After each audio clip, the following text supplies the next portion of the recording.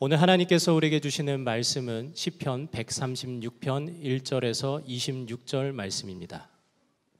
주님께 감사하여라. 그는 선하시며 그 인자하심이 영원하다. 모든 신들 가운데 가장 크신 하나님께 감사하여라. 그 인자하심이 영원하다. 모든 주 가운데 가장 크신 주님께 감사하여라. 그 인자하심이 영원하다. 홀로 큰 기적을 일으키신 분께 감사하여라. 그 인자하심이 영원하다. 지혜로 하늘을 만드신 분께 감사하여라. 그 인자하심이 영원하다. 물 위에 땅을 펴놓으신 분께 감사하여라. 그 인자하심이 영원하다. 큰 빛들을 지으신 분께 감사하여라. 그 인자하심이 영원하다. 낮을 다스릴 해를 지으신 분께 감사하여라. 그 인자하심이 영원하다. 밤을 다스릴 달과 별을 지으신 분께 감사하여라. 그 인자하심이 영원하다. 이집트의 마다들을 치신 분께 감사하여라. 그 인자하심이 영원하다. 이스라엘을 그들 가운데서 이끌어내신 분께 감사하여라. 그 인자하심이 영원하다. 이스라엘을 강한 손과 펴신 팔로 이끌어내신 분께 감사하여라. 그 인자하심이 영원하다. 홍해를 두 동강으로 가르신 분께 감사하여라. 그 인자하심이 영원하다. 이스라엘을 그 가운데로 지나가게 하신 분께 감사하여라. 그 인자하심이 영원하다. 바로와 그의 군대를 뒤흔들어서 홍해에 쓸어버리신 분께 감사하여라. 그 인자하심이 영원하다. 자기 백성을 광야에서 인도하여 주신 분께 감사하여라. 그 인자하심이 영원하다. 위대한 왕들을 치신 분께 감사하여라. 그 인자하심이 영원하다. 힘센 왕들을 죽이신 분께 감사하여라. 그 인자하심이 영원하다. 아모리 왕 시혼을 죽이신 분께 감사하여라. 그 인자하심이 영원하다. 바산 왕 옥을 죽이신 분께 감사하여라. 그 인자하심이 영원하다. 그들의 땅을 유산으로 주신 분께 감사하여라. 그 인자하심이 영원하다. 그들의 땅을 당신의 종 이스라엘에게 기업으로 주신 분께 감사하여라. 그 인자하심이 영원하다. 우리가 낮아졌을 때 우리를 기억하여 주신 분께 감사하여라. 그 인자하심이 영원하다. 우리를 우리의 원수들에게서 건져주신 분께 감사하여라. 그 인자하심이 영원하다. 육신을 가진 모든 사람에게 먹거리를 주시는 분께 감사하여라. 그 인자하심이 영원하다. 하늘에 계시는 하나님께 감사하여라. 그 인자하심이 영원하다. 아멘. 우리 다 자리에 앉으시겠습니다. 여러분 모두에게 정말 주님을 사랑하여 하나님께 예배하는 여러분 모두에게 하나님의 인자하심이 영원히 함께 하시기를 축복합니다. 오늘 이 예배를 통해서 시편 기자의 고백이 그대로 여러분의 것이 되기를 원합니다. 시편 136편에는 26절이 있는데 매 절마다 하나님께 감사하여라 라고 하는 그런 외침이 계속됩니다. 그런데 하나님께 감사하는 내용이 보면 크게 두 가지입니다. 하나는 하나님의 창조하심과 또 하나는 하나님의 출애굽 구원의 사건입니다. 4절부터 9절까지에 보면 하나님이 천지 만물을 창조하신 것에 대하여 조목조목 하나님께 감사하라 하였고, 10절부터 25절까지는 하나님이 출애굽 구원하시고 이스라엘 백성을 가나안 땅에 들어가게 하신 내용에 대하여 조목조목 하나님께 감사하라 그렇게 외치고 있습니다. 하나님께 감사할 제목이 참 많이 있겠는데 왜 창조와 구원 사건에 국한해서 하나님께 감사를 고백하고 있나? 사실 우리의 구원받은 자의 모든 인생의 삶 그리고 온 인류의 역사는 이 두 가지 사건 속에 다 들어 있습니다. 하나님의 창조하심과 하나님의 구원하심 속에 다 들어 있습니다. 그러므로 시편 136편의 감사는 우리의 모든 삶에 대한 감사 고백이기도 합니다. 그런데 우리의 눈에 들어오는 것은 그 모든 감사 제목들마다 하나님의 인자하심이 영원하다고 하는 후렴과 같은 고백이 계속 붙어 있다는 것입니다. 그 말은 우리가 하나님께 감사할 모든 제목은 오직 하나님의 인자하심 때문에 그리하다는 것입니다. 하나님이 우리에게 우리의 삶 속에 영원히 인자하셔서 우리에게 감사의 제목이 끊어지지 않는다는 것이죠. 이 하나님의 인자하심이라는 뜻은 하나님께서 아무 자격이 없는 우리를 하나님의 자녀로 택하시고, 그리고 우리와 맺은 언약을 우리는 어길지라도 하나님은 끝까지 신실히 지키시고, 우리가 때때로 하나님께 범죄할지라도 하나님은 끝까지 참고 기다려 주시고, 정말 자격이 하나도 없는 우리를 하나님은 영원히 사랑하시는 것, 그게 하나님의 인자하심입니다. 가장 비슷한 단어를 꼽으라면 은혜라고 표현할 수가 있겠습니다. 이 시편 136편 속에는 이 하나님의 이 말할 수 없는 은혜에 대한 감사와 찬송이 가득합니다. 자, 그런데 오늘 이 자리에 있는 여러분들 중에는 이 시편 136편의 분위기와는 전혀 다른 분위기의 삶을 지금 현재 살고 있는 분들이 꽤 많으실 겁니다. 하나님께 대하여 감사하고 하나님의 인자하심을 찬양하기에는 너무 힘들고 답답하고 어려운 처지에 있는 분들이 있으실 겁니다. 뭐 성경의 내용이 틀렸다고 말할 수는 없지만 내 분위기는 아니야, 지금 내 심정은 아니야, 이런 분들도 여러분 중에 있으실 겁니다.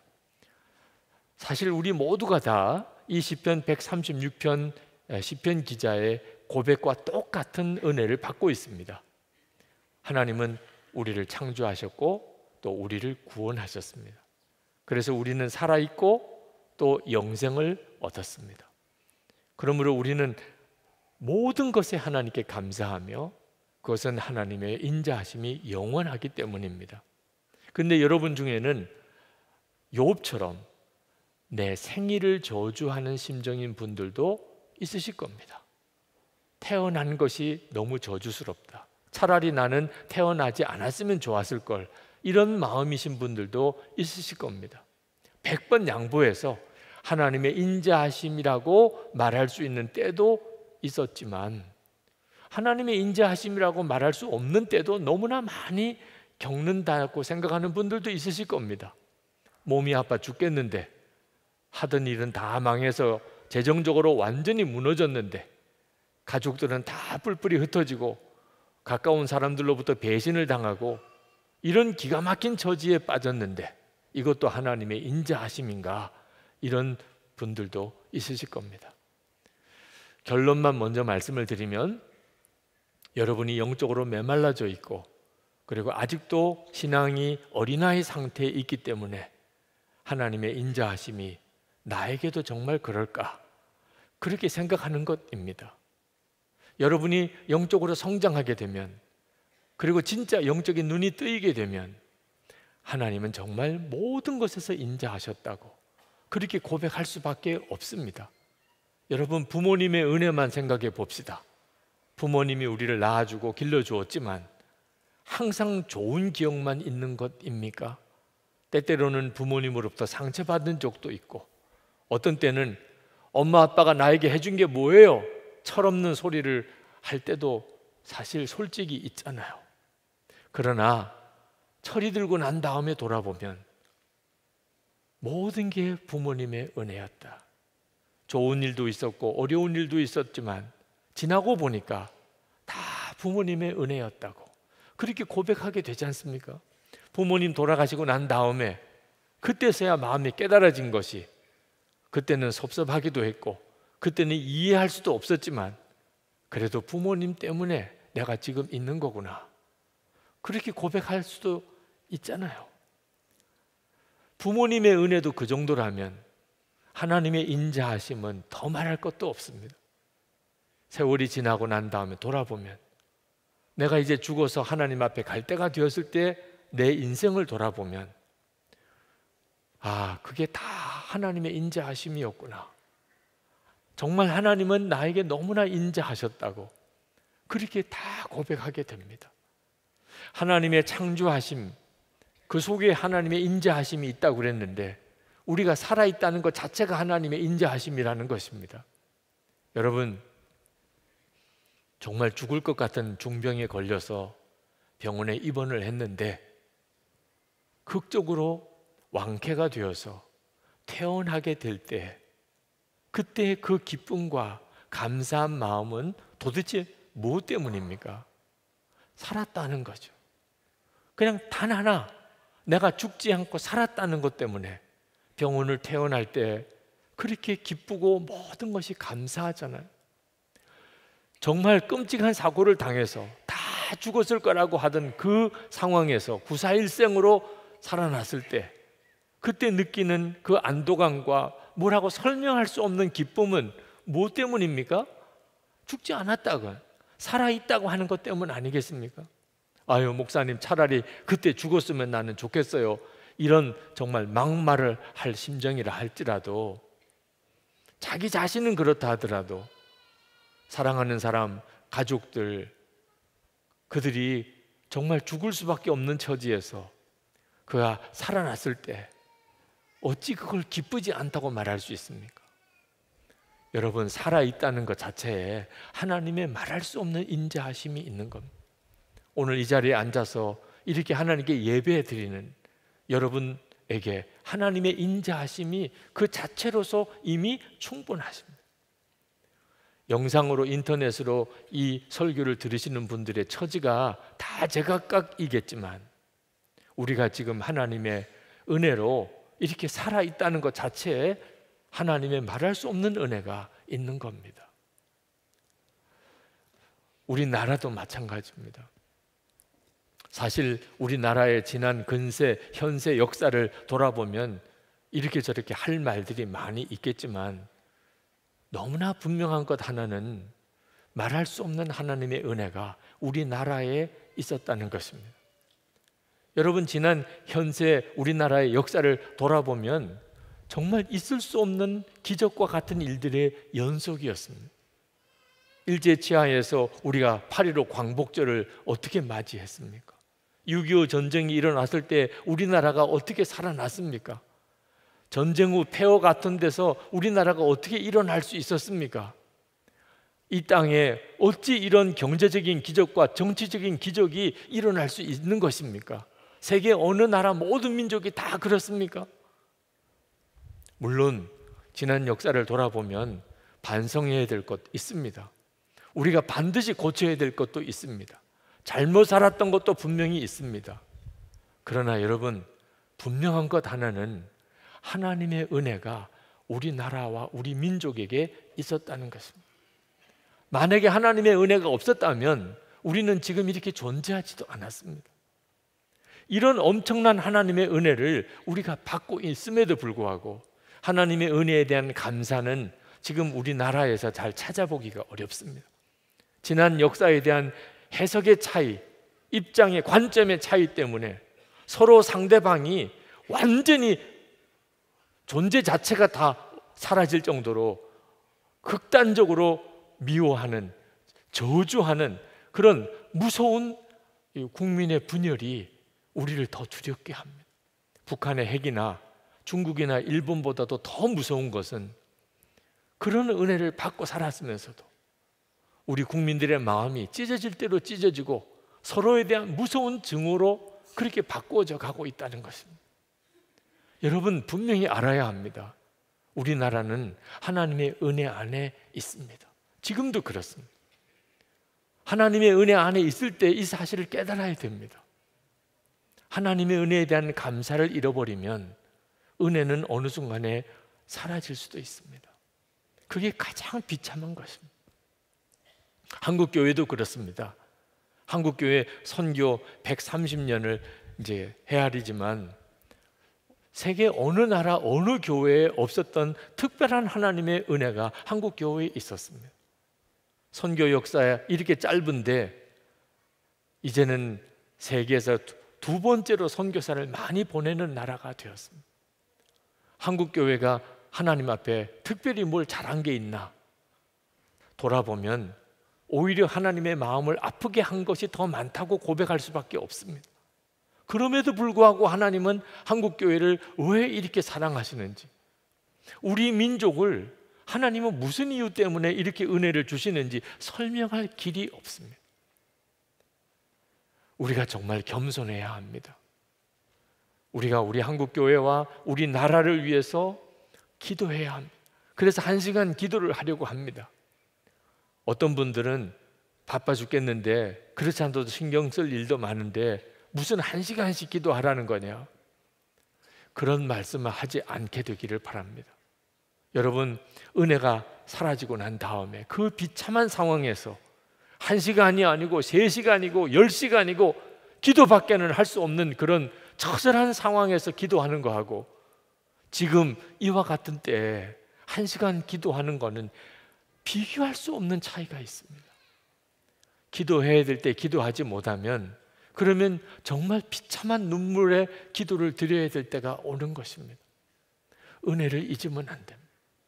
우리가 지금 살아있다는 것, 존재하고 있다는 것 자체가 설명할 수 없는 하나님의 은혜입니다.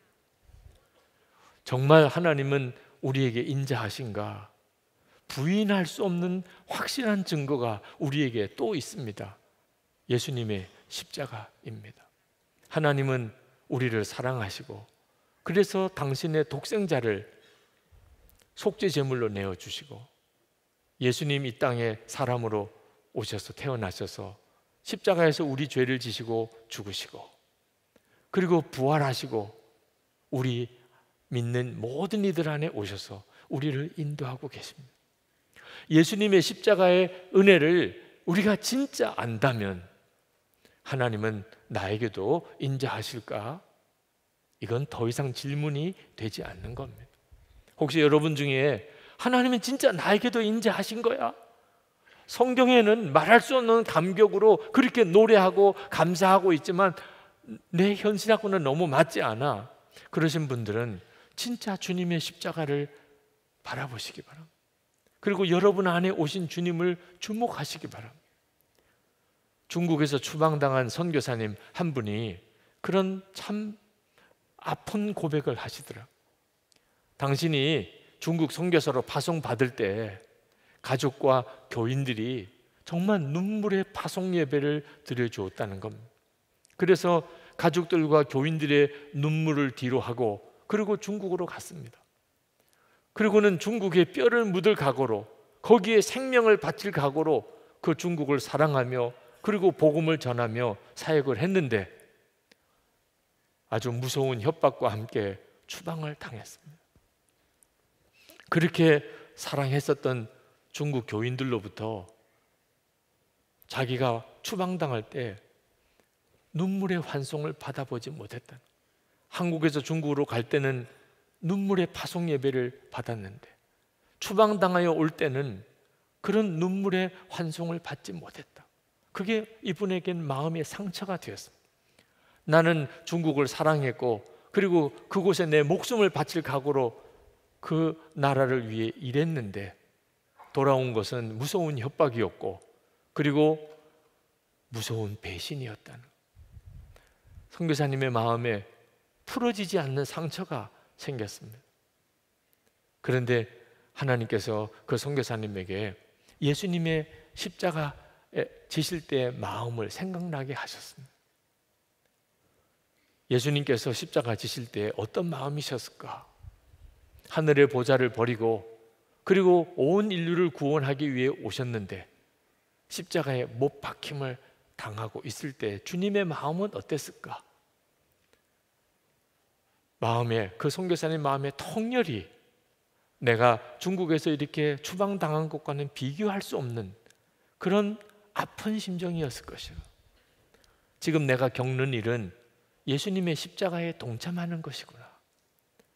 그러면서 마음의 상처가 풀어지고 그리고 중국을 위한 기도가 다시 시작이 되었노라고 그렇게 고백을 하셨습니다.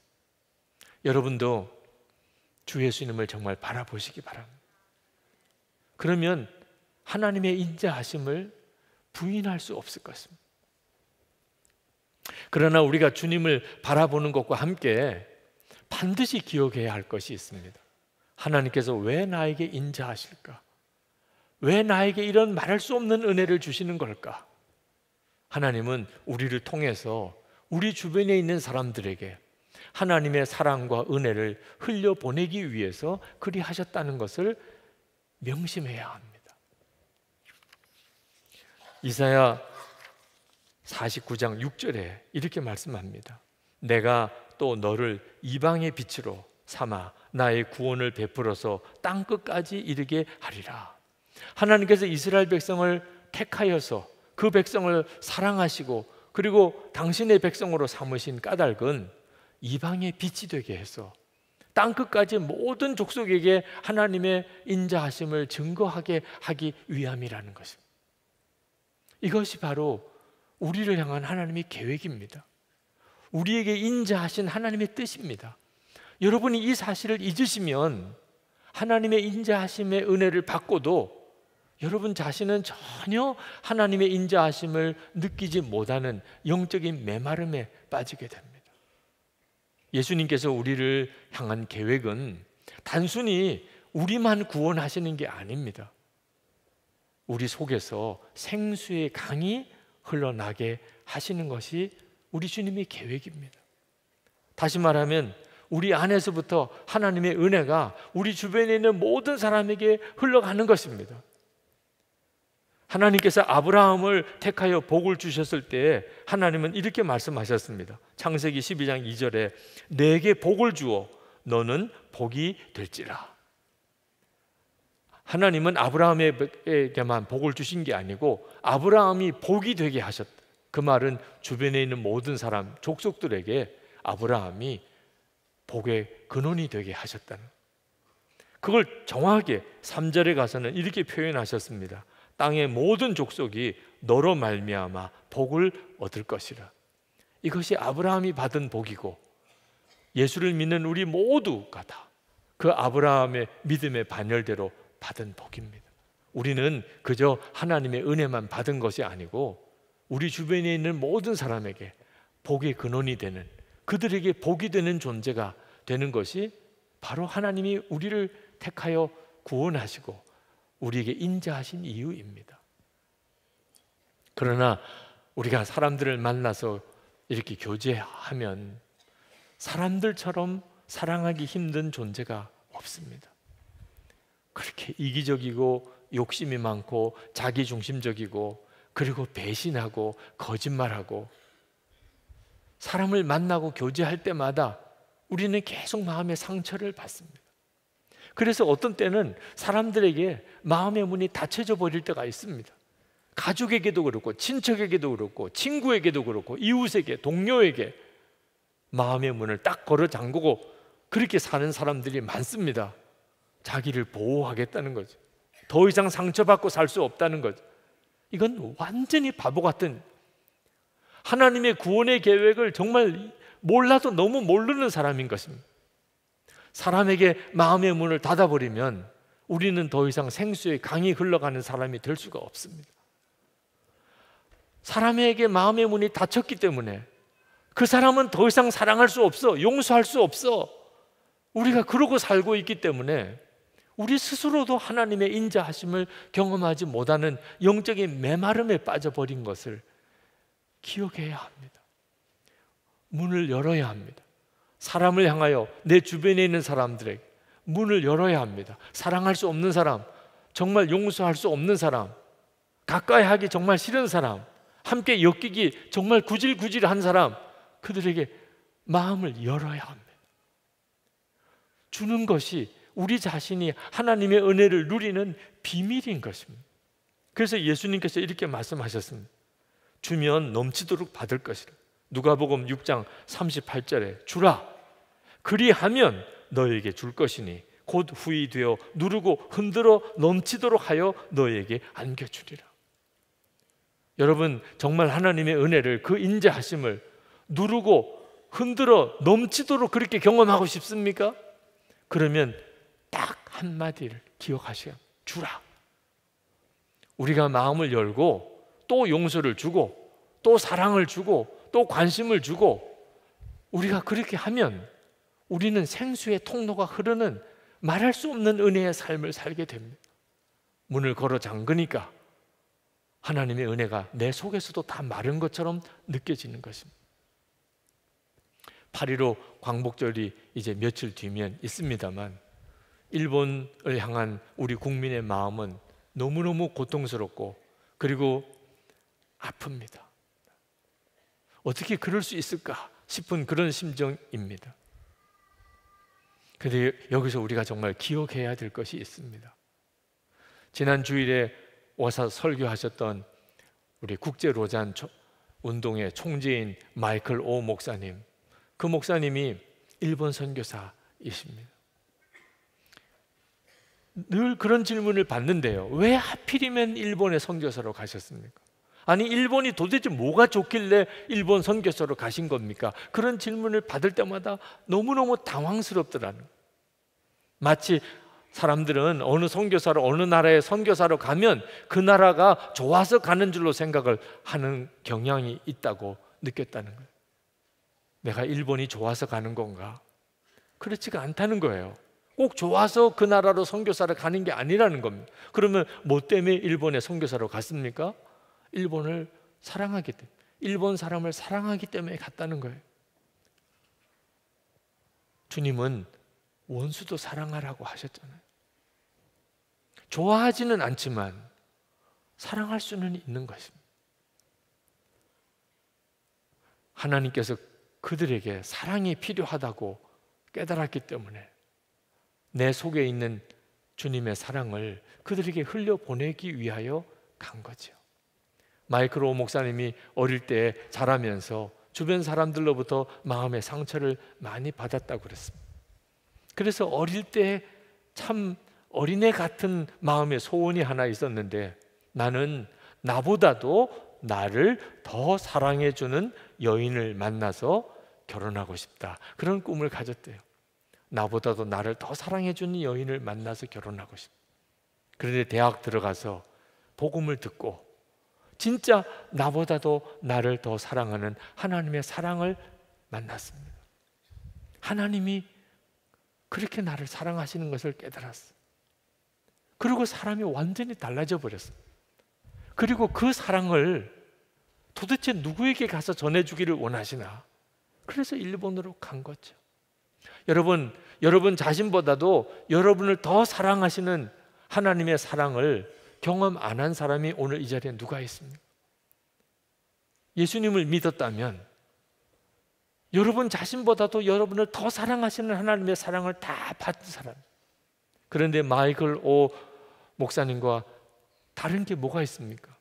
그 사랑을 다른 사람에게 흘려보내주기 위해서 삶을 결단한 것은 차이가 있습니다. 은혜를 받겠다고만 하고 사랑을 받겠다고만 하는 거하고 내게 임한 이 엄청난 하나님의 사랑을 또 필요한 사람에게 흘려보내주고 나눠주겠다고 하는 것 사이에는 엄청난 차이가 있는 것, 삶을 완전히 다르게 만드는 것입니다. 지난 말레이시아 선교사 수련회 가서 섬기면서 선교사님 한 가정 이야기를 들었습니다. 참 마음이 아팠습니다. 그 선교사님 가정이 아주 오지에 있는 부족들을 향하여 그렇게 열심히 사역을 하다가 어느 날 남편 선교사님이 갑작스러운 교통사고로 세상을 떠났습니다. 5년 뒤에 그 아내 되는 선교사님이 암으로 세상을 떠났습니다. 중학교 2학년, 초등학교 6학년 딸 둘만 남았습니다. 한국에 있는 할머니 집에 가서 그 두 딸이 자랐습니다. 큰 딸은 성장해서 하나님을 떠났습니다. 하나님의 인자하심을 어떻게 믿을 수 있나요? 하나님이 살아계시다고 어떻게 믿을 수 있냐 말이에요. 누가 그 딸에게 너 그러면 안 되라고 말할 수 있을까? 그 이야기를 듣고 얼마나 마음이 아팠는지 모릅니다. 하나님이 살아계시다면, 하나님이 인자하시다면 어떻게 우리 엄마 아빠를 이렇게 할 수 있으며 우리를 이렇게 내버려 둘 수 있겠느냐. 그런데 더 충격적인 것은 그 둘째 딸, 동생 되는 둘째 딸은 선교사로 갔습니다. 엄마 아빠의 뒤를 이어서 선교사로 갔습니다. 주님을 만나고 보니까 말할 수 없는 하나님의 인자하심이 그 슬픈 가족의 아픔 속에도 있더라는 거예요.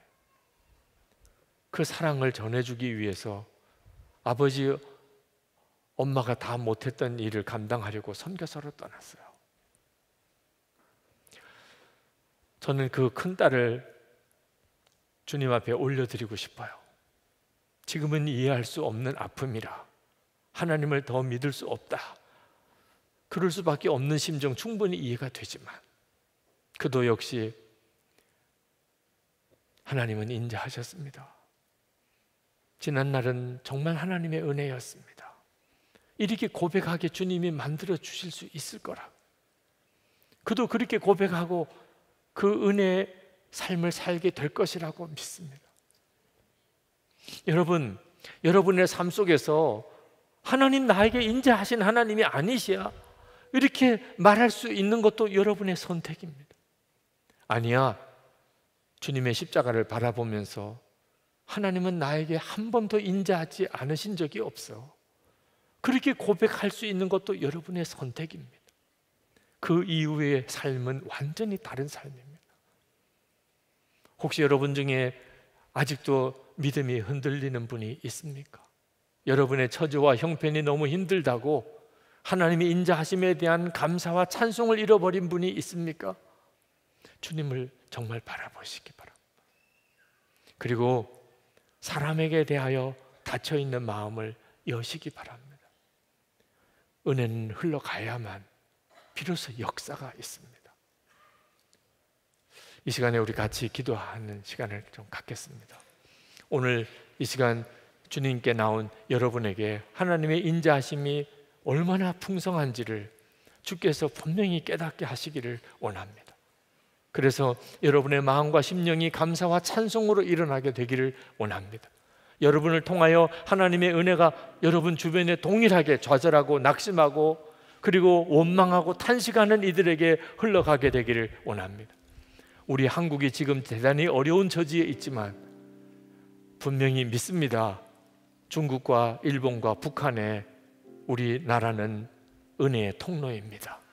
생수의 강이 흘러가게 하나님이 우리를 택하셨습니다. 그 역사가 그쳐지지 않게 되어야 합니다. 하나님, 은혜의 역사가 계속해서 우리 안에 뜨겁게 일어나게 되기를 원합니다. 주님, 제가 정말 생수의 강이 흘러가는 삶을 살게 되기를 원합니다. 기도하겠습니다. 이 시간 우리에게 주신 하나님의 말씀은 시편 134편 1절에서 3절까지 말씀입니다. 밤에 주님의 집에 서 있는 주님의 모든 종들아, 주님을 송축하여라. 성소를 바라보면서 너희의 손을 들고 주님을 송축하여라. 하늘과 땅을 지으신 주님께서 시온에서 너희에게 복을 내려 주시기를. 아멘. 하나님의 말씀입니다. 자리에 앉으시겠습니다. 만만치 않은 하루하루를 우리가 살아가고 있습니다. 오늘도 주님을 사랑하는 여러분에게 하나님께서 찬송의 문을 활짝 열어주시기를 축복합니다. 시편은 어느 시편이나 하나님을 찬송하라고 하는 중심 메시지가 있습니다. 그러나 시편 한 편 한 편을 읽어보면 또 독특한 그 시편에 담긴 메시지가 또 있습니다. 이 시편 134편의 중요한 구절은 첫 번째 나오는 밤에라고 하는 단어입니다. 1절 말씀에 보면 밤에 주님의 집에 서 있는 주님의 모든 종들아, 주님을 송축하여라, 그렇게 말씀합니다. 여러분, 밤에 주님의 집에 서 있는 종들은 누구를 말하는 것일까요? 레위인을 말합니다. 하나님은 낮에도 밤에도 언제나 찬양을 받으시기에 합당하신 분입니다. 그래서 찬양을 담당하는 레위인들이 낮에 성전에서 하나님을 찬양할 뿐만 아니고 밤에도, 다 잠이 든 밤에도 그들은 성전에서 돌아가면서 찬양을 담당을 했었습니다. 그래서 밤에 주님의 집에, 하나님의 집에 서 있는 그 레위인들을 지칭하는 내용입니다. 역대상 9장 33절에 보면 또 찬송하는 자가 있으니 곧 레위 족장이라 저희가 골방에 거하여 주야로 자기 직분에 골몰함으로 다른 일을 하지 아니하였더라. 그런데 이 권면이 그저 단순히 밤중에 성전을 지키면서 하나님을 찬양하는 그 레위인들을 향하여만 주시는 말씀이 아니라는 사실을 우리가 시편을 읽어보면 느낄 수 있습니다. 이 시편 기자가 왜 하필이면 하나님께 낮이나 밤이나 다 찬양을 해야 되는데 밤에 하나님의 집에서 찬양하는 것을 탁 집어서 이야기를 했을까요? 그건 밤에 드리는 찬양이 주는 특별한 영감이 있기 때문에 그렇습니다. 여러분 한번 가만히 상상을 해보시기 바랍니다.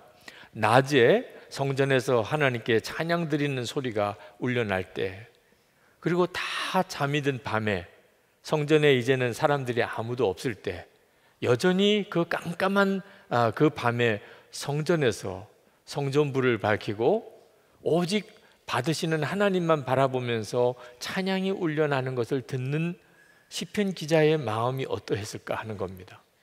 아, 이게 진짜 찬송이잖아. 밤에 드리는 찬송이 주는 특별한 영감이 있었던 것입니다. 이 시편은 인생의 밤을 만난 사람, 영혼의 밤을 지나가고 있는 사람들에게 찬양하라, 그와 같은 밤을 만났을 때도 찬양하라고 도전하는 메시지입니다. 우리가 하나님을 믿고 말할 수 없는 은혜 가운데 살지만 우리의 삶에는 여전히 밤을 만납니다. 때때로는 사람으로부터 버림받은 것 같고 하던 일이 실패하고, 어떤 때는 죄로 인한 징계를 받는 것 같고, 사람들이 다 나를 손가락질하는 것 같고, 사랑하는 사람 주변에서 다 떠난 것 같고, 하나님은 내 기도만 들어주시지 않으시는 답답하신 하나님 같은 이런 영혼의 밤을 하나님을 잘 믿는 성도도 누구나 다 거치게 됩니다. 그와 같은 밤을 만났을 때 어떻게 해야 하나요? 시편 기자는 마치 밤에도 성전에서 찬양을 하던 자가 있는 것처럼 밤에 찬양하라, 주님을 찬양하라 하는 것입니다. 며칠 전에 어느 교우 한 분이 저에게 메일을 보내셨는데, 연세가 꽤 있으세요. 내 사랑하는 아내가 먼저 하나님 앞에 갔습니다. 사별의 아픔을 겪고 그 슬픔을 잘 이겨내기 힘든 그 안타까운 사정을 저에게 메일로 보내셨어요. 자, 이와 같은 깊은 밤을 누구나 다 겪습니다.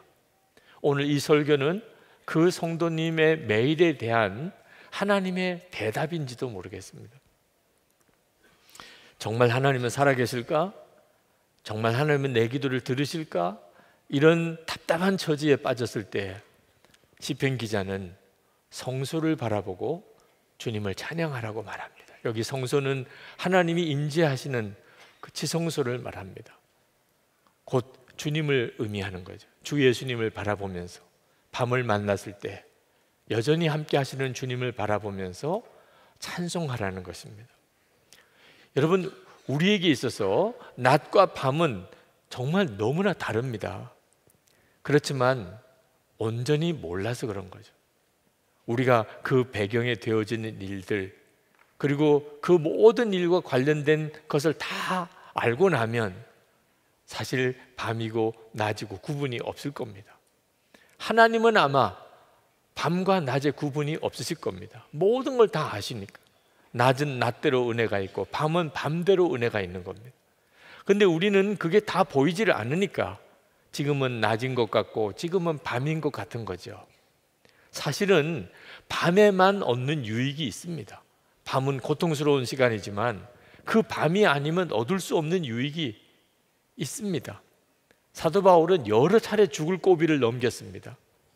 고린도후서 1장 8절에서 9절에 보면, 형제들아, 우리가 아시아에서 당한 환난을 너희가 모르기를 원하지 아니하노니 힘에 겹도록 심한 고난을 당하여 살 소망까지 끊어지고 우리는 우리 자신이 사형 선고를 받은 줄 알았으니.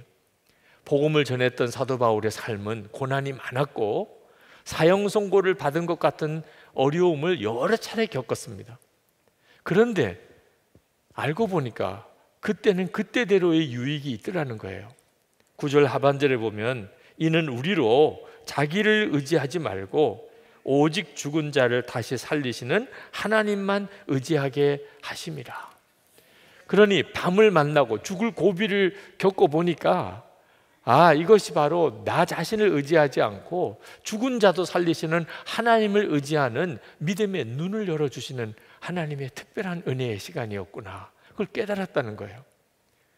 여러분, 우리가 밤을 만났을 때 이 밤에는 밤에만 얻을 수 있는 유익이 있다는 사실을 믿어야 합니다. 그래서 사도 바울처럼 밤에 하나님을 더 의지하는 그런 믿음으로 굳건하게 서야 하는데 그 핵심이 찬송인 것입니다. 여러분, 만약에 내가 다시 살 수 있다면 훨씬 잘 살았을 텐데, 한 번만 다시 살아본다면 나는 훨씬 지금보다 더 잘 살았을 텐데, 그런 생각 해본 적이 있으실 겁니다. 이런 아이디어로 만든 영화가 있는데 About Time이라는 영화입니다. 그 영화 속에는 그 영화 주인공의 집안의 남자들에게는 아주 신비한 능력이 있는데 과거로 시간 여행을 할 수 있는 능력입니다. 다시 말하면 인생을 다시 한번 살아보는 그런 특별한 능력이 그들에게 있습니다. 그것이 그 영화의 스토리, 줄거리입니다. 어느 날 그 주인공이 변호사인데 회사에서 가장 친한 친구 동료 변호사가 그 직장 상사로부터 정말 경우에 맞지 않는 아주 부당한 그런 꾸지람을 듣는 불쾌한 일을 경험을 합니다. 하루 종일 기분이 나빴습니다. 편의점에 가서 샌드위치와 음료수를 사는데 너무 다른 일에 열중하느라고 자기에게 음료수와 그리고 샌드위치를 준 그 점원에게 눈길 한 번도 주지 못하고 그냥 먹을 것만 받아가지고 나왔습니다. 급히 열차를 타야 되는데 시간이 늦어서 그 역사 안을 막 죽어라고 달려서 겨우 기차를 타는 일도 있었습니다. 피곤해서 저녁에 집으로 돌아오는 시간에 지하철에서 옆 사람이 아주 크게 음악을 틀어놓는 바람에 너무너무 불쾌하고 짜증스러운 마음을 가지고, 그리고 집에 들어와서 오늘은 정말 최악의 하루였어, 그렇게 탄식하는 그날을 보내고 그날을 다시 살아보게 됩니다. 상황은 똑같습니다. 직장에서 가장 친한 친구 동료 변호사가 직장 상사로부터 말도 안 되는 그런 비난을 받는 장면에 이 주인공이 종이에다가 바보라고 써가지고 그 직장 상사 보지 못하게 동료에게 이렇게 보여줍니다. 그 직장 동료가 그걸 보고 속으로 얼마나 위로가 되었는지 샌드위치와 음료수를 받아들고 그 편의점에 아르바이트하는 직원에게 미소를 띠고 감사하다고 고맙다는 인사를 전해줍니다. 그 점원의 얼굴이 확 밝아졌습니다. 기차를 놓치지 않으려고 기차역 안에서 열심히 뛰었지만 단순히 뛰기만 한 게 아니고 그 옛 아주 고색창년한 그 옛날 기차역의 아름다운 그런 원형 천장을 쳐다보면서 그 역사 안을 즐기면서 뛰었습니다. 피곤했지만 저녁에 지하철 타고 집에 돌아올 때 옆에 사람이 음악을 크게 틀어놓은 것을 같이 따라 부르면서 자기도 박자를 저어가면서 그렇게 그 음악을 같이 즐기고 그리고 집에 들어왔습니다. 그리고는 고백하게 됩니다. 오늘은 정말 최고의 하루였어요. 자, 똑같은 날인데 똑같은 어려운 문제들이었는데 한번 다시 살아보니까 그 모든 상황이 전혀 다르게 사라지더라는 거죠. 그것이 그 영화가 가지고 있는 중요한 메시지인데, 그러나 여러분, 우리가 다시 살 수 없지요. 다시 살 수 있다고 하더라도 아마 우리는 여전히 완벽하게 살 수 없었을 겁니다. 근데 그럴 필요도 없습니다. 왜냐하면 우리는 정말 놀라운 은혜를 받고 있는데 우리 안에 예수 그리스도께서 와 계십니다. 그러니까 내 눈으로 보면 그냥 정말 슬프고 탄식만 나오는 밤이지만 예수 그리스도의 마음으로 그 상황을 보면 전혀 해석이 달라질 수 있다는 것. 밤에만 얻을 수 있는 유익, 밤임에도 불구하고 그 상황 속에서 부를 수 있는 찬송, 거기서 얻을 수 있는 기쁨이 우리 주님의 눈에는 확연하게 드러나 보이는 것입니다. 바로 이것 때문에 2절 말씀에 성소를 바라보면서 주님을 찬양하라고 했던 것입니다. 이런 사람이, 밤에도 찬송할 수 있는 바로 이런 사람이 복을 받을 사람입니다. 3절에 보면 하늘과 땅을 지으신 주님께서 시온에서 너희에게 복을 내려주시기를. 밤에 찬송할 수 있는 사람이 하나님의 복을 받는 사람입니다. 여러분, 밤에도 찬송하려면 무엇이 정말 중요한지를 분별할 수 있는 사람이어야 합니다. 우리가 인생을 살아가는 동안에 진짜 중요한 게 뭔가, 다른 것은 다 포기해도 그것만큼은 포기할 수 없는 그 정말 중요한 게 뭔지 그걸 알아야 합니다.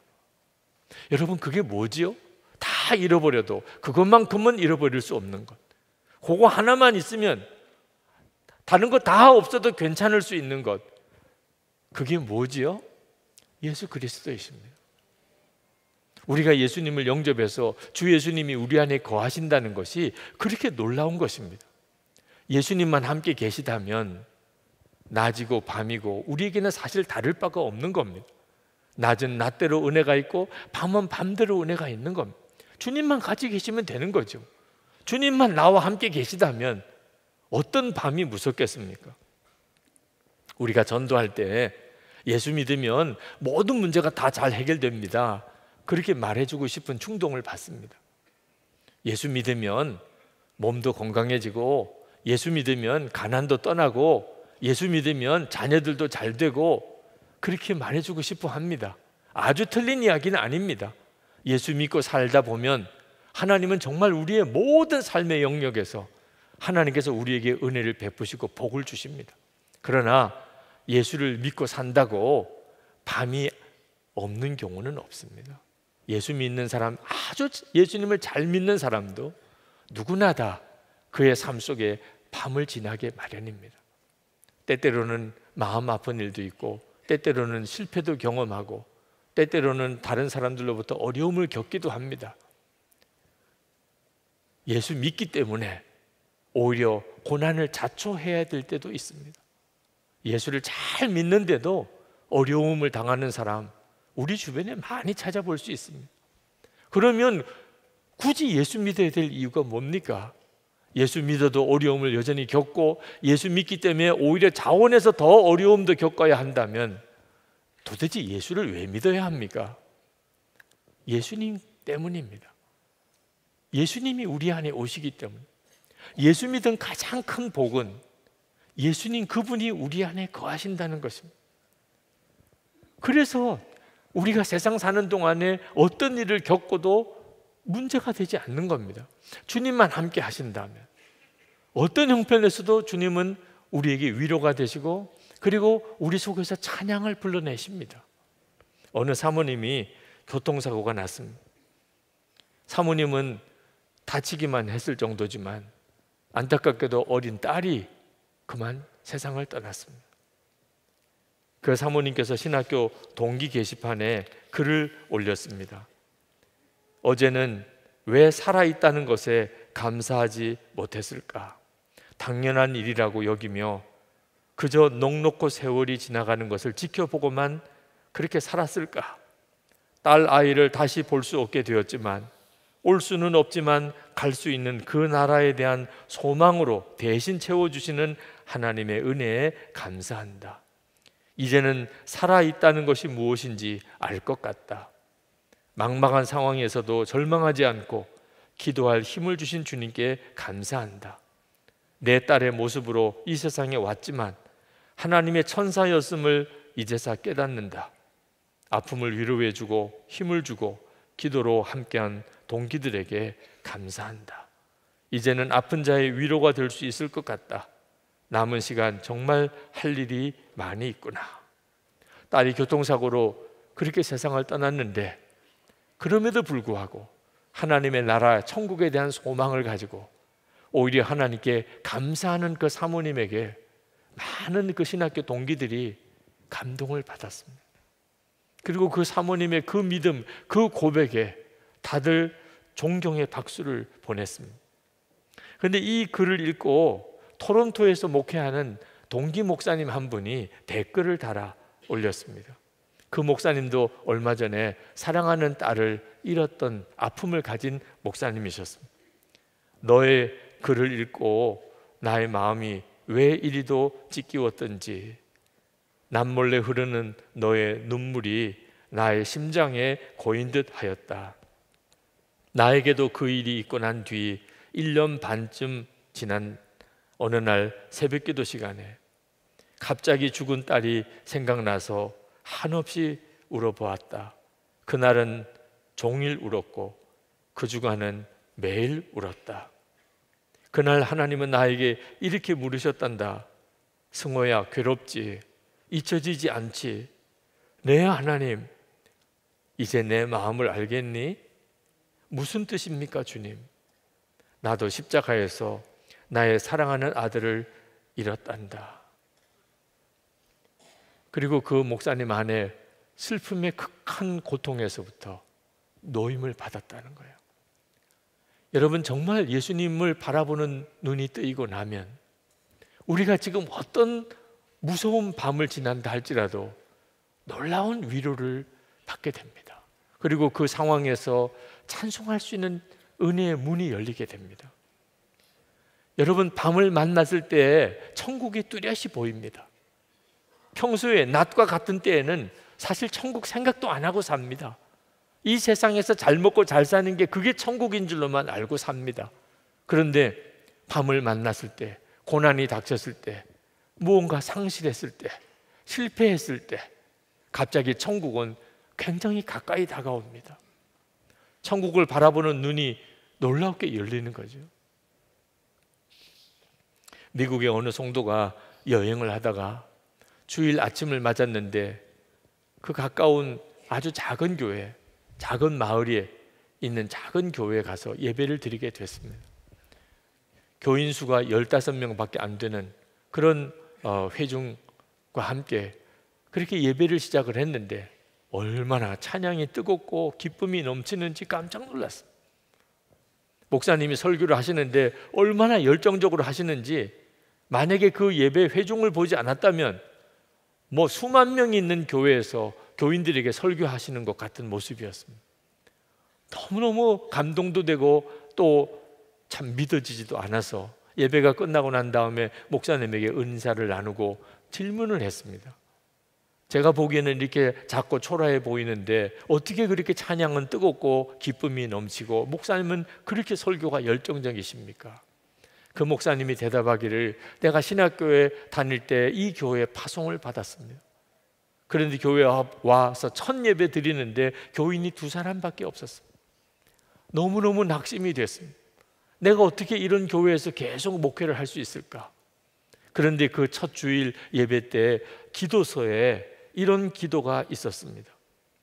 그러므로 천사들과 대천사들과 하늘의 모든 사람들과 함께 주님의 영광된 이름을 찬양하고 경배합니다. 이 기도 문장이 내 마음을 완전히 바꾸어 놓았습니다. 그날 하나님께 기도했습니다. 하나님, 저를 용서해 주십시오. 저는 그렇게 많은 동반자들 속에 있었다는 것을 알지 못했습니다. 그리고 그는 그 다음부터 예배 때마다 온 교우들에게 얼마나 많은 하늘의 증인들이 또 천사들이 우리 눈에는 보이지 않지만 우리와 함께 있는지를 말해 주었고, 그리고 목사님도 정말 그 눈을 뜨고 예배하고 찬양하고 설교를 했던 거죠. 밤을 만난 분이 있으십니까? 여러분 혼자가 아닙니다. 여러분이 밤에 찬송을 부를 때 얼마나 많은 하늘의 증인들이 그 찬송을 듣고 은혜 받고 함께 찬송하는 줄 아십니까? 여러분이 그 눈이 뜨여야 합니다. 무엇보다도 주 예수님이 우리와 함께 계시면서 내가 밤을 지날 때 그때 여전히 나와 함께 계시고 더 함께 계시고, 그리고 우리가 찬송할 때 우리 주님이 그 일을 기쁘게 받으십니다. 사도행전 16장에 보면 바울과 실라가 빌립보에서 예수님의 부활의 복음을 전하다가 붙들려서 감옥에 들어가서 무지하게 매를 맞고, 그리고는 깊은 감옥에 갇혔는데 한밤중이 되었습니다. 그 깊은 밤에 감옥에서 매를 맞은 몸으로 바울과 실라가 이상하게 마음에 감사가 느껴졌습니다. 우리가 무엇이건데 주 예수님 때문에, 그 부활의 복음 때문에 이런 고난도 받을 수 있는가? 그래서 그들은 그 상황에서 거기서 찬송을 부르는 거예요. 하나님을 영화롭게 하는 찬송을 부르기 시작합니다. 여러분 한번 상상해 보세요. 그 빌립보 감옥, 지하 감옥에서 매를 맞은 바울과 실라가 하나님께 찬송을 부를 때, 하나님께서 그 찬송을 들으실 때 하나님의 마음이 어떻겠느냐. 하나님은 하늘에서 천군 천사들로 모든 순간에 찬송을 받으시고 계십니다. 그러나 그런 찬송은 천사들도 부를 수 없는 찬송이에요. 감옥에서 매를 맞고 깊은 밤중에 그렇게 부르는 찬송은 천사들이 부를 수가 없어요. 왜? 천사들에게는 고난이 없고 밤이 없어요. 오직 이 세상에 사는 아주 짧은 요 100년도 안 되는 요 시간 안에 살아가는 우리들만, 고난도 겪고 밤도 지나는 일을 겪는 우리들만 부를 수 있는 찬송. 밤에 부르는 찬송은요, 알고 보면 축복이에요. 기회예요. 하나님께서 그 찬송을 들으시는 하나님의 심정이 어떠시겠냐면, 그 빌립보 지하 감옥에서 바울과 실라가 찬송할 때 천사들은 얼마나 감동했겠어요. 하늘에서는 어떤 찬송이 함께 불러졌겠어요. 그러니 지진이 일어났죠. 지진이 일어나고 감옥문이 열리고 빌립보 간수장이 달려와서 회개하고 회심하고, 그리고 빌립보 교회가 세워졌어요. 밤중에 찬송했더니 이런 엄청난 일이 벌어졌어요. 여러분, 우리가 밤중에 밤을 만났을 때 찬송한다고 이 땅이 흔들리는 지진이 일어나지는 않을지 몰라도 반드시 지진이 일어납니다. 우리의 인생에, 우리의 삶에 지진이 일어나요. 제가 군목으로 근무할 때 그때 첫 번째 만났던 연대장님 참 인상 깊었습니다.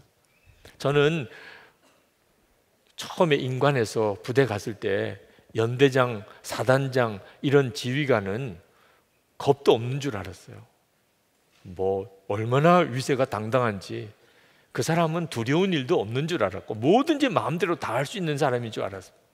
근데 근무 연한이 조금씩 길어지면서 보니까 세상에 제일 무서움이 많은 사람이 그 지휘관들이더라고요. 병사 한 사람이라도 다칠까? 부대에는 안전에는 문제가 없을까? 어느 보초소는 어떤 철책선 하나가 뚫리는 일은 없을까? 부대 성적은 어떻게 하면 좋은 성적을 거둘 수 있을까? 너무나 무거운 책임감에 눌려있는 사람들이더라고요. 부대에 어려운 일이 한번 생겼습니다. 부대 사기가 완전히 땅에 떨어지는 것 같은 그런 참 난감한 처지였어요. 그래도 제가 군목인데 뭔가 해야 되잖아요. 그래서 밤에 야간 우리 초병들에게 커피를 타서 위문 활동을 평소보다도 더 열심히 하려고, 그리고 한밤중에 커피를 타가지고 군종병과 함께 부대를 갔습니다. 그런데 연대장 관사를 지나가는데 노래 소리가 들리는 거예요. 아니, 세상에 이 밤에 연대장 관사에서 누가 노래를 하나? 가만히 들어보니까 연대장님이세요. 관사 뒷뜰에 나와서 찬양을 하는 겁니다. 괴로울 때 주님의 얼굴 보라, 그 찬양을 그렇게 간절히 부르시는 거예요. 군정병과 함께 그 관사 옆에서 멈춰서 한참을 들었습니다. 뭐라고 설명할 수 없는 어떤 감동이 있었어요. 그리고 제 마음에 그렇게 갑자기 느껴졌어요. 부대의 어려움, 이거 아무것도 아니게 지나간다. 하나님께서 이 연대장님을 너무나 사랑하시는구나. 그거 그냥 마음에 그렇게 느껴졌어요. 밤을 만났을 때 여러분 찬송을 한번 들어본 적이 있습니까? 그 정말 신비한 능력이에요. 그리고 정말 그 부대의 그 어려움이 아무렇지도 않은 것처럼 지나가고, 또 그 연대장님은 나중에 진급까지 해서 장군도 됐습니다.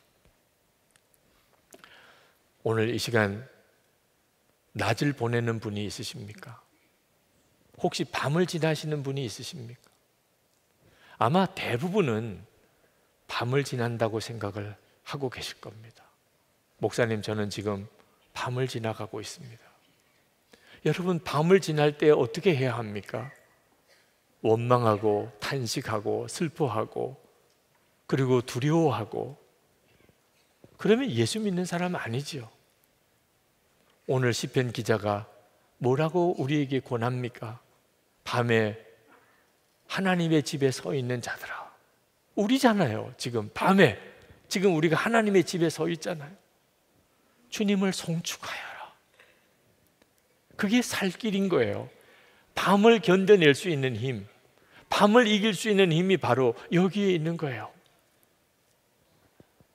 하나님께서 우리에게 밤을 주신 것은, 밤을 지나가게 허락하신 것은 밤에 주시는 은혜가 있기 때문에 그런 겁니다. 이 밤을 지나지 않고는 도무지 하나님께서 계획하신 일을 이룰 수 없기 때문에 그런 거죠. 사망의 음침한 골짜기를 지나갈 때는 거기를 지나가야 되는 거죠. 그래야 푸른 초장도 나타나는 거죠. 오늘 이 시간 우리 중창팀에게 부탁을 했습니다. 찬양을 하나 해 주십시오. 여러분 중에 그 찬양을 들으실 때, 내가 부를 찬양입니다. 이 찬양은 내가 부를 찬양이에요. 여러분 안에 성령께서 그렇게 감동하시는 분이 있다면 찬양 중에 일어나시고 다시 한 번 더 부를 때 여러분도 함께 부르실 수 있으면 좋겠습니다. 이 시간에 찬양을 해 주시겠습니다. 오늘 하나님께서 우리에게 주시는 말씀은 시편 135편 1절에서 21절까지 말씀입니다. 할렐루야. 주님의 이름을 찬송하여라. 주님의 종들아 찬송하여라. 주님의 집 안에, 우리 하나님의 집들 안에 서 있는 사람들아, 주님은 선하시니 주님을 찬송하여라. 그가 은혜를 베푸시니 그의 이름 찬송하여라. 주님께서는 야곱을 당신의 것으로 택하시며 이스라엘을 가장 소중한 보물로 택하셨다. 나는 알고 있다. 주님은 위대하신 분이며 어느 신보다 더 위대하신 분이시다. 주님은 하늘에서도 땅에서도 바다에서도 바다 밑 깊고 깊은 곳에서도 어디에서나 뜻하시는 것이면 무엇이든 다 하시는 분이다. 땅 끝에서 안개를 일으키시고 비를 내리시려 번개를 치시고 바람을 창고에서 끌어내기도 하신다. 이집트에서 태어난 마지는 사람이든지 짐승이든지 모두 치셨다. 이집트야, 주님께서 표적과 기사를 너희에게 나타내셨다. 바로의 모든 신하에게 나타내 보이셨다. 주님께서 많은 나라를 치시고 힘이 있는 왕들을 죽이셨으니 아모리 왕 시혼, 바산 왕 옥, 가나안의 모든 왕들을 죽이셨다. 주님께서 땅을 당신의 백성에게 유산으로 주셨으니 당신의 백성 이스라엘에게 그 땅을 주셨다. 주님의 이름이 영원히 빛날 것입니다.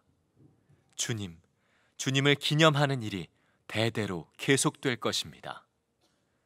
주님께서 당신의 백성을 변호해 주시고 당신의 종들을 위로하여 주신다. 이방 나라의 우상들은 은덩이나 금덩이일 뿐 사람이 손으로 만든 것이므로 입이 있어도 말을 못하고 눈이 있어도 볼 수 없고 귀가 있어도 듣지 못하고 입으로 숨도 쉴 수 없으니 우상을 만든 자들과 우상을 의지하는 자들은 누구나 우상과 같이 될 것이다. 이스라엘 가문아, 주님을 송축하여라. 아론 가문아, 주님을 송축하여라. 레위 가문아, 주님을 송축하여라. 주님을 경외하는 사람들아, 주님을 송축하여라. 예루살렘에 계시는 주님, 시온에서 드리는 찬송을 받아주십시오. 할렐루야. 아멘. 하나님의 말씀입니다. 자리에 앉으시기 바랍니다.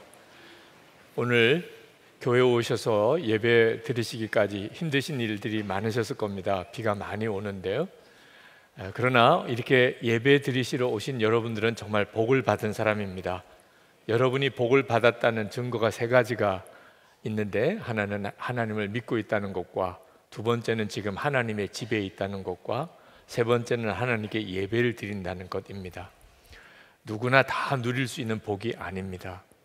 오늘 시편 기자가 바로 이 세 가지의 복을 받은 사람을 향하여 하나님께 예배하라고 말씀합니다. 2절 3절에 보면 주님의 집 안에 우리 하나님의 집들 안에 서 있는 사람들아 주님은 선하시니 주님을 찬송하여라. 그가 은혜를 베푸시니 그의 이름 찬송하여라. 우리가 지금 누리는 이 복을 절대로 작게 여기시면 안 됩니다.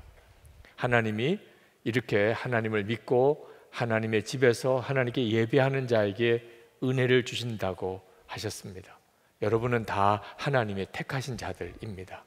4절에 보면 주님께서는 야곱을 당신의 것으로 택하시며 이스라엘을 가장 소중한 보물로 택하셨다라고 분명히 말씀했습니다.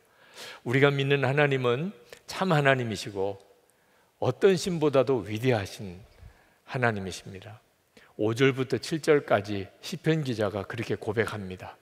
하나님은 하늘과 땅, 바다 깊은 곳까지 어디나 계시고 당신이 계획하시고 뜻하시는 일은 반드시 이루시는 분이십니다. 이처럼 살아계신 하나님이시라는 가장 확실한 증거로 출애굽 사건을 듭니다. 이스라엘 백성들은 하나님은 살아계신 하나님이시냐? 그러면 언제나 출애굽 사건을 예를 듭니다. 출애굽 사건은 하나님께서 정말 살아계시고 우리의 삶 속에 친히 관여하신다는 놀라운 증거이기 때문에 그렇습니다. 오늘 8절에서 13절까지도 동일하게 출애굽 사건을 다시 한번 고백합니다. 애굽에서 430년 노예 생활하던 이스라엘 백성을 하나님이 구원하셔서 그 가나안 땅 가기까지 모든 족속의 왕을 다 멸하시고 그리고 가나안 땅을 그들에게 주셨다는 것입니다. 그러므로 하나님은 정말 예배를 받으실 하나님, 영원히 빛나신 그 이름이 영원히 빛나시는 하나님이시라고 시편 기자가 노래합니다. 하나님이 출애굽 사건을 통해서 하나님의 살아계심을 우리 가운데 분명하게 보여주셨다는 것은 대단히 의미가 있는 말씀입니다. 어느 나라나 다 그 나라가 섬기던 신이 그들을 보호하고 지키고 복을 주셨다는 신화 한두 가지는 반드시 있습니다. 그러나 출애굽 사건은 절대로 신화가 아닙니다. 아주 구체적인 역사적인 사실입니다. 하나님이 이미 아브라함에게 430년 전에 애굽에서 이스라엘 백성을 구원해 낼 것이라고 약속하셨고, 그리고 모세라는 탁월한 하나님의 사람을 택하셨고, 그리고 애굽 왕 앞에서 10가지 재앙을 내리게 하시고, 마지막 장자가 죽는 재앙 때 하나님께서 유월절 사건을 통해 이스라엘 백성을 건지시고 홍해를 갈라서 그들을 애굽에서 구원해 내십니다. 40년 광야를 거치는 동안 하나님은 불기둥 구름기둥으로 그들을 보호하시고 인도하시고, 아침에는 만나가 내리고 반석에서 물이 나와서 마시고, 믿어지지 않을 하나님의 구원의 역사를 무려 40년 동안 이스라엘 백성에게 행하시고, 그리고 가나안 땅에 들어가게 하셔서 그 가나안 땅을 점령하게 하셨습니다. 이것은 그대로 역사적인 사실입니다. 그러므로 이스라엘 백성들은 출애굽 사건 하나만 가지고 하나님은 분명히 살아계시다 믿었습니다. 어떤 처지와 형편이든지 그들에게는 다른 증거가 필요 없었습니다. 너무나 분명한 살아있는 간증이 있었기 때문에. 여러분, 우리도 마찬가지입니다. 이스라엘 백성에게 부인할 수 없는 살아계신 하나님에 대한 간증이 있었다면 우리에게도 그렇습니다. 십자가와 그리고 예수님의 부활 사건입니다. 종교들이 많습니다. 어느 종교에 보면 신이 사람이 되었다고 그런 내용이 나오는 그런 신화가 있는 종교도 있습니다. 신이 사람을 사랑했다고 그렇게 말하는 그런 종교들도 있습니다. 그러나 십자가와 부활은 완전히 다른 겁니다. 신화도 아니고 어떤 설화도 아닙니다. 너무나 분명한 역사적인 사실입니다. 하나님이 정말 사람이 되셨고 그래서 실제로 사람으로 태어나셨고 우리와 함께 33년을 같이 이 땅에 사셨고 십자가에서 피 흘려서 정말 죽으셨고 사흘 만에 죽었다가 다시 살아나셨고 너무나 분명한 사실입니다. 그래서 우리에게도 예수를 믿는 우리에게도 하나님은 정말 살아계신 하나님이시다 라고 믿는 확실한 근거가 있는 것입니다. 우리는 그저 경전에 기록되어 있는 어떤 좋은 교훈의 말씀을 붙잡고 예수 믿는 게 아닙니다. 사람이 되셔서 십자가 지시고 죽으시고 다시 부활하신 너무나 분명한 예수 그리스도를 통해 나타난 하나님의 살아계심과 사랑을 믿기에 우리가 예수를 믿고 있는 것입니다. 그럼에도 불구하고 이처럼 하나님의 살아계심이 너무나 분명함에도 불구하고 여전히 세상을 살아가는 동안에 확신이 없이 그렇게 사는 그리스도인들이 있습니다.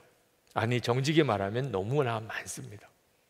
오늘 이 시간에 예배 드리시는 여러분들 중에도 지난 한 주간 동안 하나님이 살아계심에 대한 분명한 확신이 없이 세상에서 일이 흔들리고 또 세상 따라 저렇게 살면서 오늘 이렇게 예배 드리러 오신 분들도 솔직히 이 자리에 있으실 겁니다. 이스라엘 백성들도 그런 때를 여러 번 지났습니다. 출애굽 사건을 통해서 하나님의 살아계심을 분명히 보여주셨는데도 하나님을 진짜 믿지 못하고 그리고 하나님과 우상 사이에서 왔다 갔다 하던 그들의 역사가 참 안타깝게 많이 있었습니다. 엘리야 시대 때 이스라엘 백성들은 하나님을 온전히 믿지 못했습니다. 왜냐하면 그때는 정말 우상이 만연했던 시절입니다. 그때 하나님의 사람이었던 엘리야가 바알 선지자들에게 과감하게 영적인 전쟁을 선포합니다.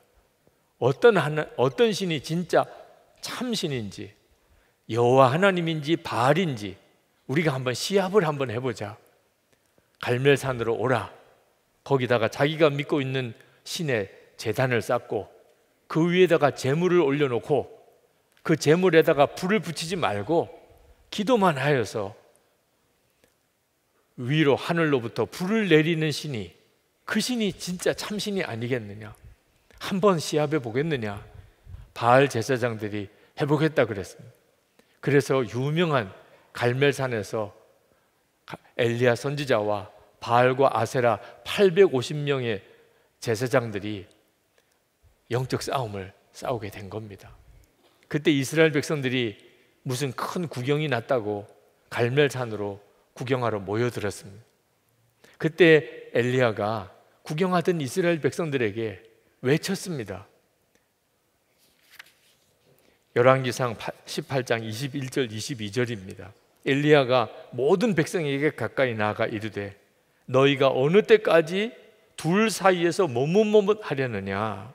여호와가 만일 하나님이면 그를 따르고 바알이 만일 하나님이면 그를 따를지니라 하니 백성이 말 한마디도 대답하지 아니하는지라. 여러분 중에 이 말씀을 들을 때 마음이 뜨끔하고 찔리는 분도 있으실 겁니다.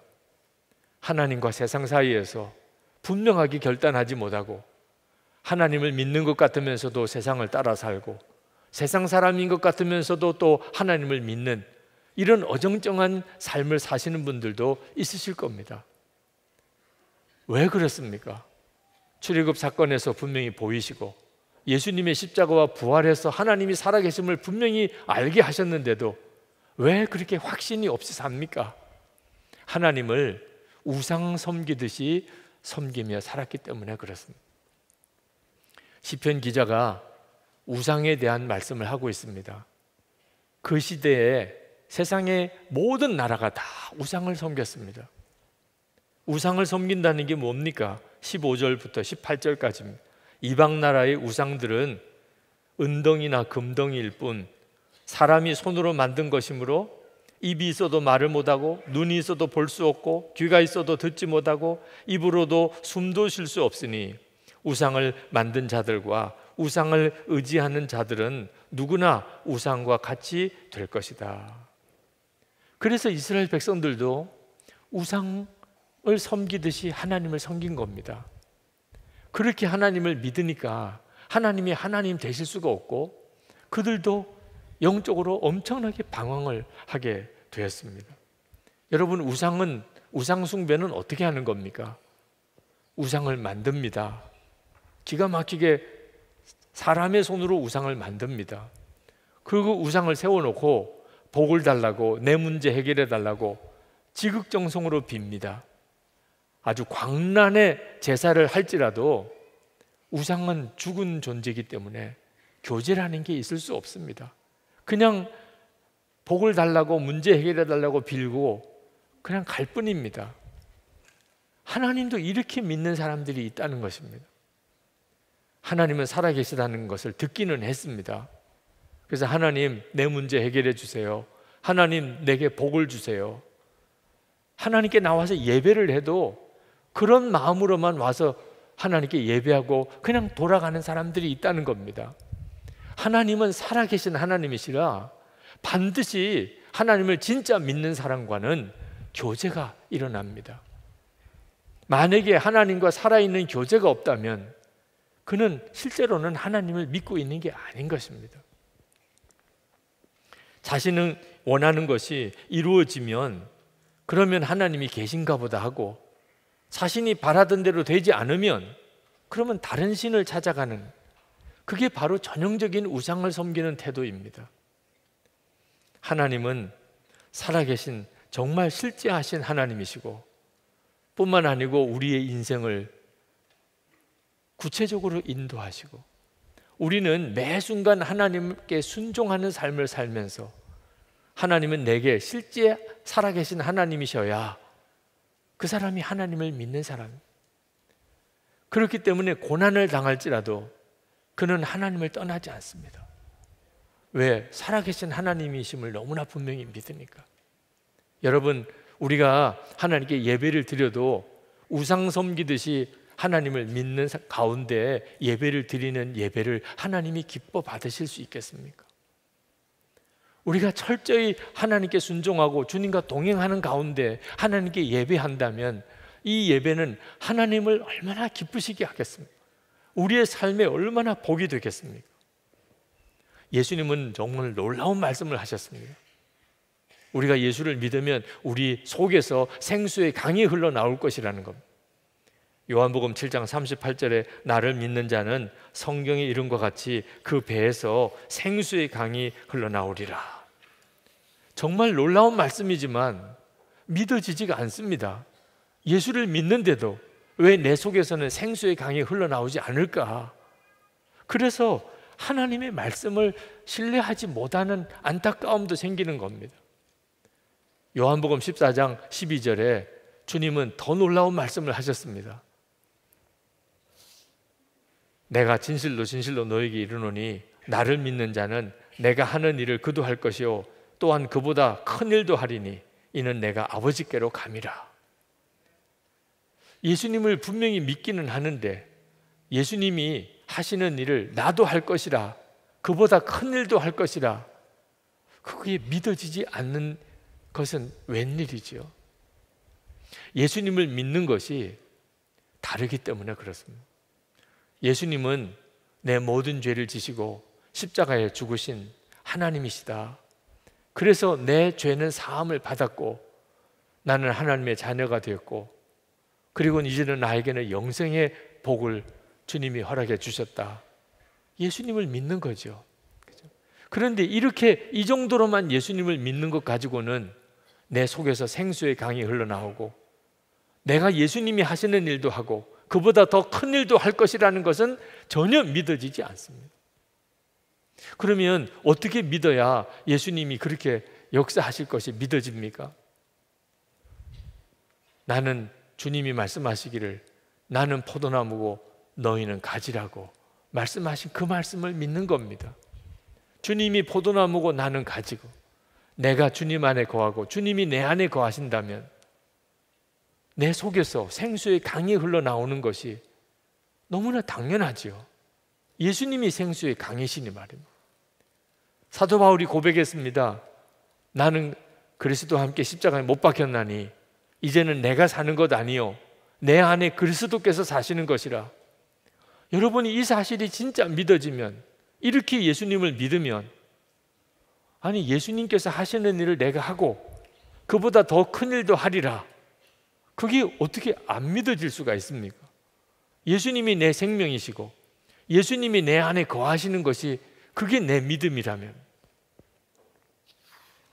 스펄전 목사님께서 올바른 교리를 알면서도 망할 수 있다고 했습니다.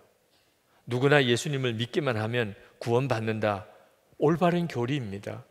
그러나 이 교리를 은밀한 죄를 지어도 구원을 받을 것이고 사람들과 불화하고 다툼이 있어도 구원을 받을 것이라고 악용한다면 그는 올바른 교리를 알면서도 구원에 이르지 못할 것입니다 라고 말했습니다.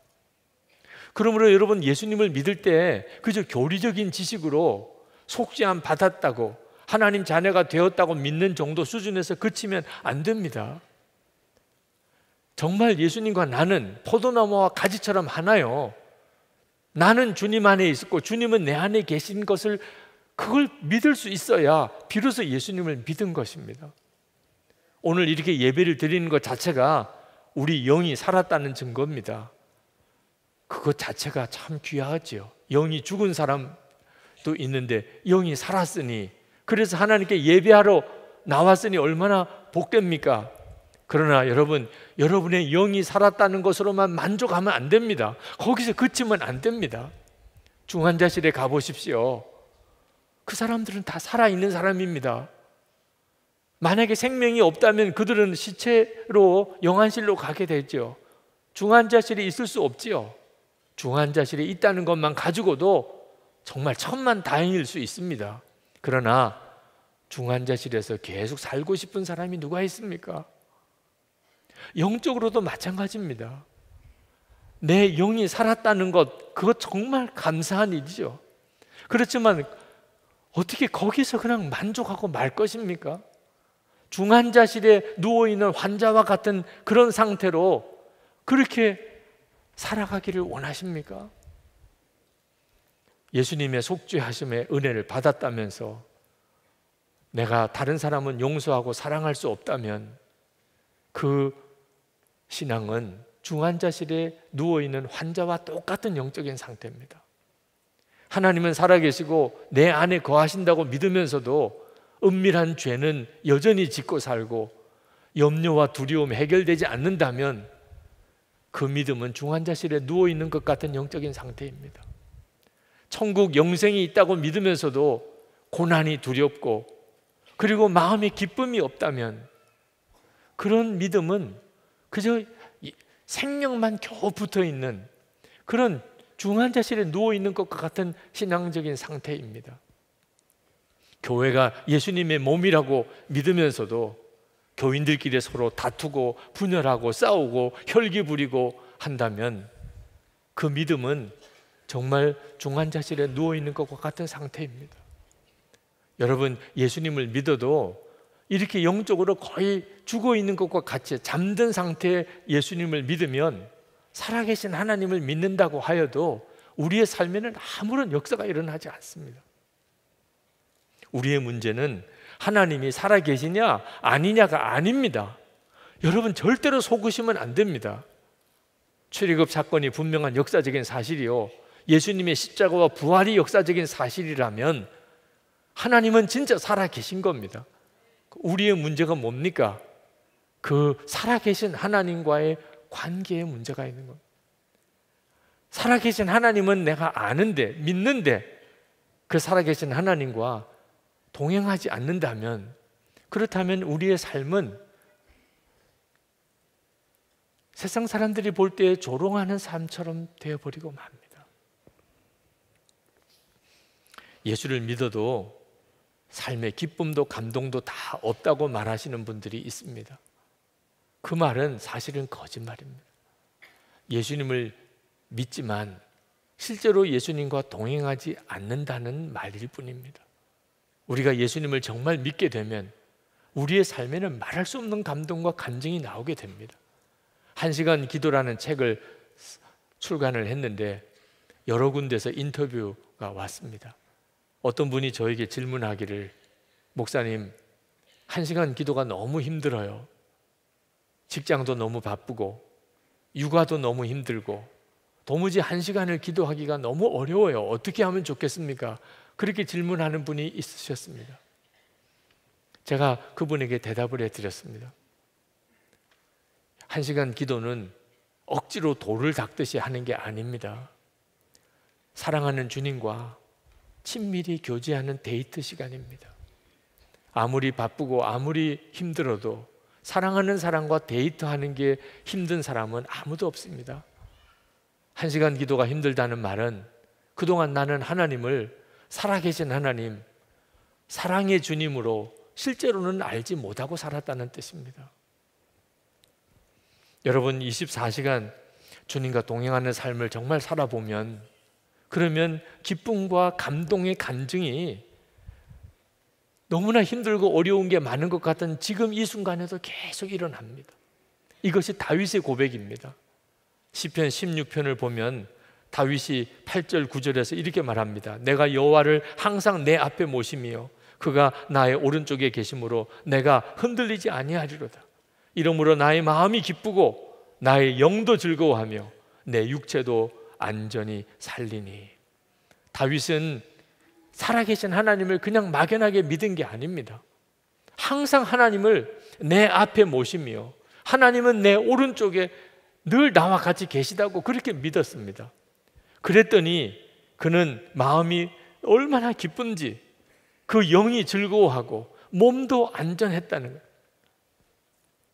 주님과 친밀히 동행하시며 사시라고 그렇게 권해드리는 이유가 여기 있는 겁니다. 우리가 하나님 앞에 예배당에 나와서 예배를 드리고 있다는 것이 참 귀하고 복 있는 일이지만 여기서 만족하시면 안 됩니다. 예배 후에 주차장에 나갔을 때가, 그리고 또는 버스나 지하철을 타고 이제 집으로 돌아갈 때, 그리고 오늘 집에 들어가서, 그리고 내일 다시 직장에 나갔을 때, 거기서 어떻게 주님과 동행하느냐 하는 것이 우리의 삶 전체를 바꾸는 일입니다. 어느 교인이 제 페이스북 컬럼에 댓글을 다셨습니다. 두 다리를 거의 못 쓰는 분이 더운 여름에 비 오듯이 쏟으며 목발을 짚고 슈퍼에 가는 것을 자주 보았습니다. 하루는 너무 안쓰러워서 제가 대신 장을 보아드릴까요? 하고 물었습니다. 그때 그분이 이렇게라도 하루에 한 번씩 걷지 않으면 영영 걸을 수 없기 때문에 걷고 있습니다. 그러니 괜찮습니다 라고 대답했습니다. 그분은 가끔 슈퍼에서 장을 보다가 화장실로 빨리 이동을 못해서 소변을 흘린 적도 있었답니다. 그런데도 매일 슈퍼로 장을 보러 나옵니다. 여러분, 왜 주님과 친밀히 동행하는 것이 그렇게 성도마다 다른 거죠? 똑같은 예수님을 믿는데 매일 매 순간 주님과 동행하는 삶을 사는 것이 차이가 나는 것입니다. 저는 목사의 아들로 태어났습니다. 그래서 어려서부터 교회에서 자랐습니다. 그러나 10대 때 비로소 예수님이 제 안에 계시다는 것을 설교를 통해 알았습니다. 그전에는 정말 몰랐습니다. 20대 때 제가 진짜 하나님 앞에 가증한 죄인인 것을 깨닫고 회심하는 일이 20대 때 일었습니다. 30대 때 나는 죽고 예수로 사는 것이 십자가의 복음이라는 사실을 그때 분명히 알았습니다.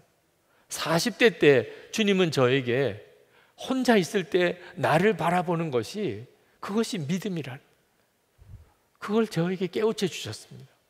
그래서 그때는 혼자 있을 때 주님을 바라보라고 그렇게 외쳤습니다. 50대 때 24시간 예수님을 바라보아야 한다는 것을 도전받고 예수 동행 일기를 쓰기 시작했습니다. 이제 60이 지나서 저는 예수 동행 운동을 하고 있습니다. 제가 예수 동행 운동을 하는 이유는, 제가 만약에 어렸을 때, 그 10대 때, 20대 때 누군가가 저에게 예수님과 동행할 수 있다는 것과, 그리고 그 방법을 가르쳐주고 저를 이끌어 주었다면 저는 지금 전혀 다른 삶을 살았을 거라고 생각이 들기 때문입니다. 그래서 성도들에게 어떻든지 주님과 동행하는 삶을 살도록 도전하고 매일 일기도 써보도록 그렇게 권해드리는 것입니다.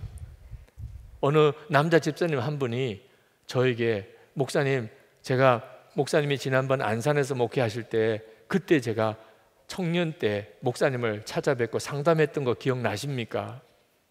상담을 했던 것 같긴 한데 내용은 모르겠어서 제가 어떻게 상담을 해드렸습니까? 그때 목사님, 제가 신학교를 가야 되냐 말아야 되냐 고민이 있었는데 목사님께 어떻게 하면 좋겠냐고 물었더니 목사님이 뭐라고 대답하셨는지 아십니까? 저는 잘 기억이 안 납니다. 목사님이 그때 그걸 왜 나에게 물으십니까? 이렇게 대답을 했습니다. 너무 미안하더라고요. 네. 아니 어떻게 목사가 그렇게 상담할 수 있어요? 네. 그렇게 안타깝게 신학교 가야 되냐 말아야 되냐 이렇게 물어오는 사람에게 그걸 왜 나에게 묻느냐고 제가 어떻게 대답을 했겠습니까? 제가 그렇게 몰상식한 목사는 아닙니다.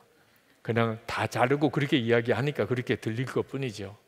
신학교 가고 안 가고의 문제는 목사의 대답을 듣고 가서는 안 된다는 것입니다.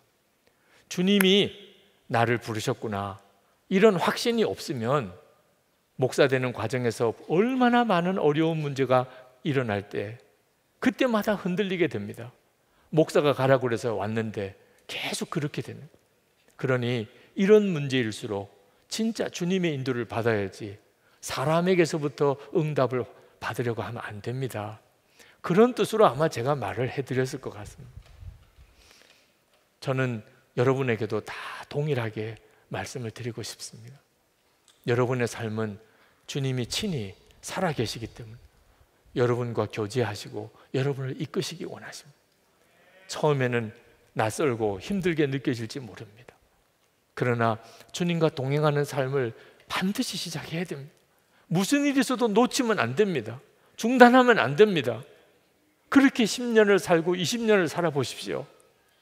그저 먹고 있고 사는 것에 바빠서 정신없이 세상만 바라보다가 이 채널 돌리고 저 채널 돌리고 이 인터넷 보고 저 인터넷 보다가 그렇게 10년 20년 살다가 어떻게 하시려고 하십니까? 주님과 동행하는 삶을 살아보면 인생이 진짜 바뀌는 것을 알게 됩니다. 이것이 미래를 향한 가장 확실한 준비입니다. 이제 우리 같이 기도하시겠습니다. 여러분, 그동안 하나님, 살아계신 하나님이라고 수도 없이 들었지만 믿기도 했지만 우상 섬기듯이 귀신 섬기듯이 그저 주님 앞에 나와서 문제나마 해결해달라, 복을 받게 해달라, 그리고 그냥 다시 또 세상으로 돌아갔다가 오는 식으로 신앙생활 했던 거 회개합니다. 주님, 이제부터 예배가 끝나는 그 시간부터 주님과 동행하게 해 주옵소서. 그렇게 살다가 하나님께 와서 하나님께 예배 드리는 자가 되게 해 주시옵소서. 우리 다 같이 통성으로 기도하겠습니다.